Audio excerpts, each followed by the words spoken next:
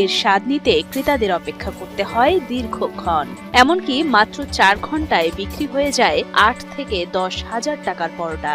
আমি ফজর নামাজ পড়ে সাথে সাথে আসছি, তো আমার প্রায় 35 মিনিট বসে থাকতে হয়েছে।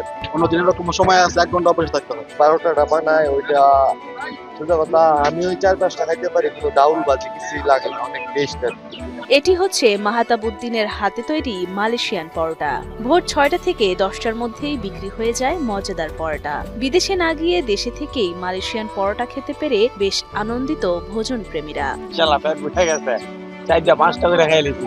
গ্রামে বসে টেকনিক করতেছে ভালোই লাগছে, কারণ আমাদের তো মানুষে গিয়ে খাওয়া সম্ভব না, এখানে খাইতে পারছি ভালোই লাগছে। এখানে আসতে শুনতেছি মালয়েশিয়ান রুটি পাওয়া যায়, তো সেই সুবাদে এই জায়গায় রুটি খাওয়ার জন্য আসা, এবং দেখে খুব ভালো লাগতেছে। ওনার বানানোর প্রসেসটাও খুব সুন্দর। নরসিংদীর মনোহরদীর বাসিন্দা মাহতাবউদ্দিন। মালয়েশিয়া প্রবাস জীবনে দীর্ঘ বছর কেটেছে একটি হোটেলে রুটি